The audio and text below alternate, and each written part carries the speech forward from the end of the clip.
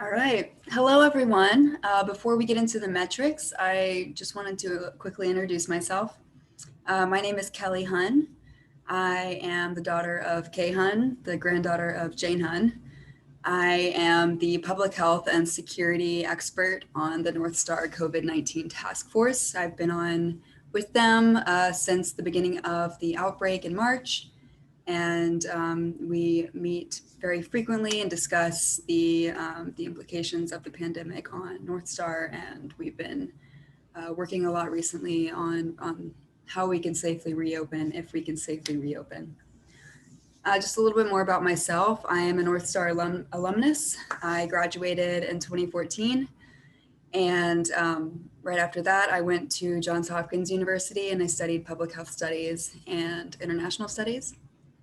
Right after that, I graduated 2018.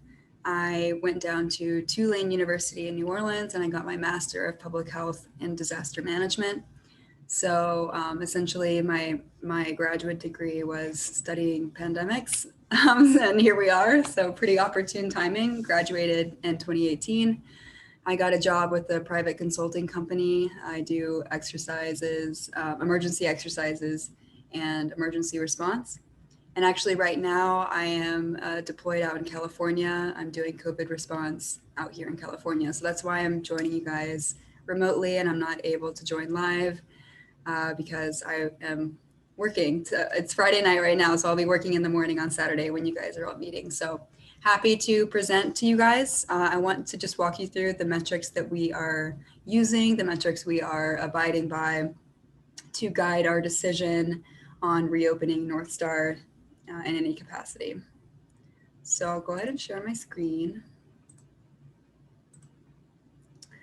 All right, so the parameters are coming from the Tarrant County Department of Public Health.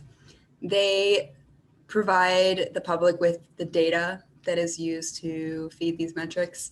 And they have also come up with 5 parameters or metrics that are meant to guide schools like Northstar to guide their decision in reopening.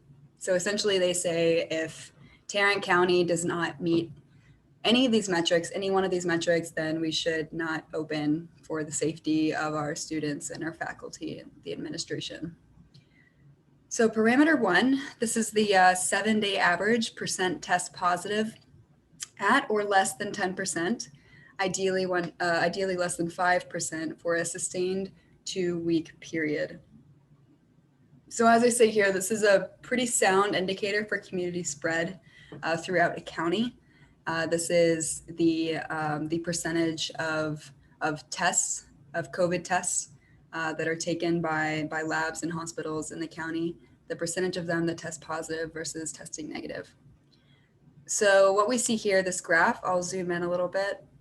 This is data of Tarrant County that's updated as of today, today's the 2nd, October 2nd. So the red line here, this is the strict 10% test positivity line that they say if you go past this, that you are violating the metric, you should not open. The black lines are 2-week periods. As you can see, the parameter part of it is for a sustained 2-week period. The yellow line is the ideal 5% test positivity rate. Obviously, we haven't even gotten close to that for the entirety of the outbreak. And this blue line here, this is where we're at in Tarrant County. This is the test positivity rate. Obviously, it was really, really high in the spring and through the early summer. As we've gotten into August and September, there was a big spike in August. And since then, the past 2 weeks, so the blue line and these 2 recent black lines, we have gone above 10% in both this past 2-week period and the 2-week period before that. So this, ladies and gentlemen, is why we have not reopened. This is one of the reasons why, because this parameter 1 has been violated. We have gone above 10% test positivity rate in our county, which is very problematic. It shows that there is widespread community spread of COVID-19. Parameter number 2, this is the rate of cases reported for Tarrant County. The new cases per week, they need to be less than 2,000. And so as you can see in this graph here, this is the amount of new cases per week. The blue line is, the weekly new cases. The black lines are our 4-week periods, which will come into play in the next parameter. And this red line here, this is our strict 2,000 new cases per week line. If we go above this, this is not good, looking good for the county. This means we should not open as a school. And so as you can see, the month of August, we went down below the 2,000 mark for a bit there. Through September is when it started to get problematic again. We quickly jumped above the 2,000 mark, and that is where we remain. So moving forward, we're now in a new 4-week period. If we see this rate go back down before 2,000, that's when we will start to consider reopening again. Parameter 3, it's using the same graph of data here, but it says at least the last 4 weeks of data showing stable or declining counts. So you can see in this past full 4-week period, the case rate declined and it sharply increased again. So I would say this was not a stable or declining 4-week period. As far as this new 4-week period that started a couple of weeks ago, if this blue line manages to, stay stable, it does not increase anymore, or it decreases at all, parameter 3 will be satisfied. Parameter 4, this is the 7-day average for COVID-like illnesses. This is reported in emergency departments and hospitals. So this is hospital data. 7-day average for COVID-like illnesses have declined for previous 2 weeks. And so the definition they have for COVID-like illnesses, this is a mention of fever and cough, shortness of breath, difficulty breathing, and a no positive flu test. So, I mean, I have my own thoughts about this metric, but as you can see with the data, let me zoom in a little bit.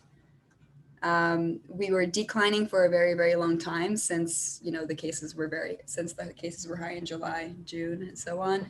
It has declined a lot. I would say, it has definitely stabilized. You don't expect this rate to keep declining and declining and declining to zero until we have a vaccine, probably. So we would expect once it's declined to a comfortable rate, then it will kind of plateau and remain, it will go up and down. But as far as this metric past 2 weeks, it has declined, it has increased again. On average, this is probably a slight incline technically. So this one's a little tricky. And so just looking at the past 2 weeks, I would say technically this metric has not been satisfied. All right, parameter 5, this is more hospital data. Percent of hospital beds occupied by COVID cases remain at or below 10%. As you can see in this graph, the red line is our strict 10% line. Our black line are the percentage of hospital beds occupied by COVID cases in Tarrant County. As you can see, we haven't even gotten close to this limit since July, and we have a comfortable buffer here. So we have satisfied and probably will satisfy this metric moving forward. So those are the metrics. You guys are welcome to shoot if you have any questions or comments or want to discuss these metrics further. Feel free to contact Lisa Odom and she can give you my contact information. I'm happy to discuss with anybody. It's really important that we stick to these metrics. This is a really serious disease, extremely contagious. So I was really happy to present to you guys, and take care.